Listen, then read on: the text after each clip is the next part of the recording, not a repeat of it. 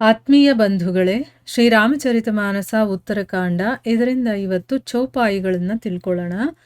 ಕಬಹು ಕಿ ದುಃಖ ಸಬ ಕರ್ ಹಿತ ತಾಕೆ, ತೇಹಿ ಕಿ ದರಿದ್ರ ಪರಸ್ ಮನಿ ಜಾಕೆ, ಪರದ್ರೋಹಿ ಕಿ ಹೋ ಹಿ ನಿಸಂಕಾ, ಕಾಮಿ ಪುನಿ ಕಿ ರಹಿ ಅಕಲಂಕಾ, बंस की रह द्विज अनहित कीन्हे, कर्म की हो ही स्वरूप ही चीन्हे, काहू सुमति की खल सग जामी, शुभ गति पाव की परत्रिय गामी, भव की परहि परमात्मा बिंदक, सुखी की हो ही कबहू हरि निंदक, राजु की रहई नीति बिनु जाने, अघ की रहई हरि चरित बखाने, पावन जस की पुण्य बिनु होई, बिनु अघ अजस की पावई कोई, लाभु की किछु हरि भगति समाना, जेहि गावहि श्रुति संत पुराना, हानि की जग येहि सम किछु भाई, भजिय न राम ही नर तनु पाई, अघ की पिसुनता सम कछु आना, धर्म की दया सरिस हरि जाना, ये ही विधि अमित जुगुति मन गुनऊं, मुनि उपदेश न सादर सुनऊं, पुनि पुनि सगुन पच्छ मैं रोपा, तब मुनि बोलेऊं बचन सकोपा, मूढ़ परम सिख देवू न मानसी, उत्तर प्रति उत्तर बहु आनसी, सत्य वचन विश्वास न करही, बायस इव सबही ते डरही, सठ स्वपच्छ तब हृदय विशाला, सपदी होही पच्छी छंडाला, लीन श्राप में शीस चढ़ाई, नहीं कछु भय न दीनता आई. ಇವು ಚೌಪಾಯಿಗಳು. ಈಗ ಇದರ ಅರ್ಥವನ್ನ ತಿಳ್ಕೊಳ್ಳೋದಕ್ಕೆ ಪ್ರಯತ್ನ ಮಾಡೋಣ. ಇಲ್ಲಿ ತುಳಸಿದಾಸರು ಹೇಳ್ತಾರೆ, ಕಾಕಭೂಷುಂಡಿ ಅವರು ತಮ್ಮ ಹಿಂದಿನ ಜನ್ಮದಲ್ಲಿ ಏನಾಗಿತ್ತು ಅದನ್ನೆಲ್ಲ ಹೇಳ್ತಾರೆ, ಮುನೀಶ್ವರರಿಗೆ ನಾನು ಸಗುಣ ಮಾರ್ಗವನ್ನ ನನಗೆ ಹೇಳಿ ಅದರ ಬಗ್ಗೆ ನನಗೆ ತಿಳಿಸಿ ಅಂತಂದಾಗ ಅವರು ನಿರ್ಗುಣ ನಿರೂಪಣೆಯನ್ನ ಮಾಡ್ತಾರೆ. ನಾನು ಉತ್ತರ ಪ್ರತ್ಯುತ್ತರವನ್ನ ಕೂಡ ಕೊಡೋದಕ್ಕೆ ಶುರು ಮಾಡಿದೆ. ಅದರಿಂದ ಮುನಿಯ ಶರೀರದಲ್ಲಿ ಕ್ರೋಧದ ಚಿಹ್ನೆಗಳು ಕಾಣಿಸೋದಕ್ಕೆ ಶುರುವಾಗುತ್ತೆ.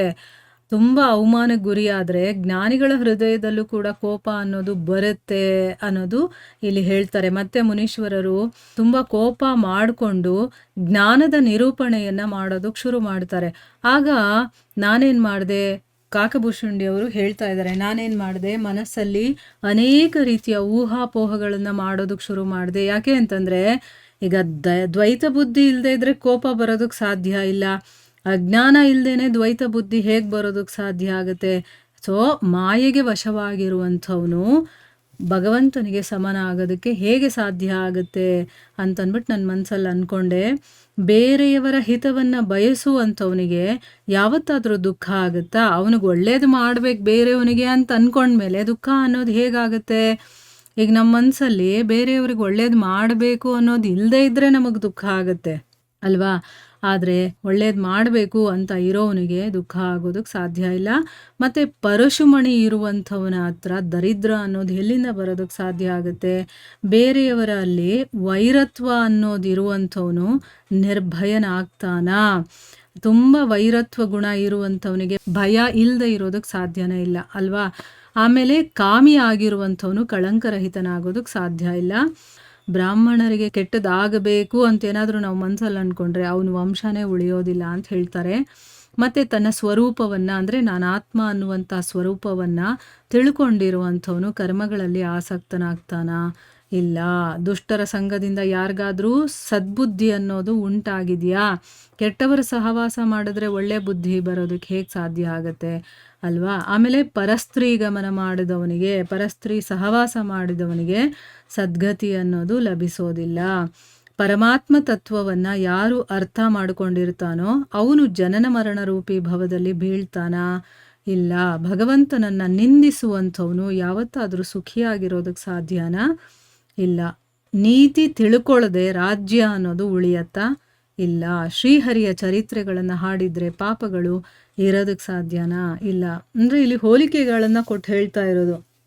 ಹರಿಯ ಚರಿತ್ರೆಯನ್ನು ಹಾಡಿದ್ರೆ ಪಾಪಗಳೆಲ್ಲ ಓಡ್ ಹೋಗ್ತವೆ, ಪುಣ್ಯಕರ್ಮಗಳು ಮಾಡದೇ ಇದ್ದರೆ ಪವಿತ್ರ ಕೀರ್ತಿ ಅನ್ನೋದು ನಮಗೆ ಸಿಗೋದೇ ಇಲ್ಲ. ಪಾಪ ಮಾಡದೆ ಅಪಯಶಸ್ಸು ಬರುತ್ತಾ? ಇಲ್ಲ, ಪಾಪ ಮಾಡಿದ್ರೇ ಅಪಯಶಸ್ಸು ಬರೋದು.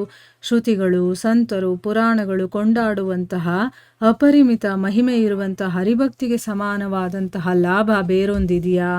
ಸೋದರ, ಪ್ರಪಂಚದಲ್ಲಿ ಮನುಷ್ಯನಾಗಿ ಹುಟ್ಟಿಯೂ ಕೂಡ ಶ್ರೀರಾಮನನ್ನು ಭಜಿಸದೇ ಇರೋದಕ್ಕಿಂತ ಮಿಗಿಲಾದ ಹಾನಿ ಅನ್ನೋದು ಬೇರೆ ಯಾವುದಿದೆ?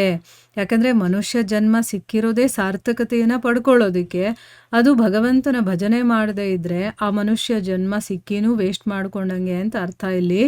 ಆಮೇಲೆ ಚಾಡಿ ಹೇಳೋದಕ್ಕೆ ಸಮಾನವಾಗಿರುವಂಥ ಪಾಪ ಬೇರೊಂದಿದೆಯಾ ಅಂತ ಇಲ್ಲಿ ಪ್ರಶ್ನೆ ಮಾಡ್ಕೊಳ್ತಾ ಇದ್ದಾರೆ. ಮತ್ತು ದಯೆಗೆ ಸಮಾನವಾದಂತಹ ಬೇರೆ ಧರ್ಮ ಇದೆಯಾ? ಹರಿವಾಹನ ಗರುಡ, ಈ ರೀತಿ ನಾನು ಎಣಿಕೆ ಇಲ್ಲದಷ್ಟು ಯುಕ್ತಿಗಳನ್ನು ಕುರಿತು ಮನಸ್ಸಲ್ಲೇ ವಿಚಾರ ಮಾಡ್ತಾ ಇದ್ದೆ. ನನ್ನ ಮನಸ್ಸಲ್ಲಿ ಈ ರೀತಿ ಎಲ್ಲ ಪ್ರಶ್ನೆಗಳು ಬರ್ತಾ ಇತ್ತು. ಮುನಿಗಳ ಉಪದೇಶವನ್ನು ನಾನು ಗೌರವದಿಂದ ಕೇಳ್ತಾ ಇರಲಿಲ್ಲ. ನಾನು ಪದೇ ಪದೇ ಪದೇ ಪದೇ ಸಗುಣ ಪಕ್ಷವನ್ನು ಸ್ಥಾಪನೆ ಮಾಡಿದಾಗ ಮುನಿಗಳು ಕೋಪ ಮಾಡ್ಕೊಂಡು ಈ ರೀತಿ ಹೇಳ್ತಾರೆ. ಏನು ಹೇಳ್ತಾರೆ? ಎಲೈ ಮೂಢ, ನಾನು ನಿನಗೆ ಉತ್ತಮೋತ್ತಮವಾದಂಥ ಉಪದೇಶಗಳನ್ನು ಕೊಡ್ತಾ ಇದ್ದೆ, ಆದರೂ ಕೂಡ ನೀನು ಅದನ್ನು ಒಪ್ತಾ ಇಲ್ಲ.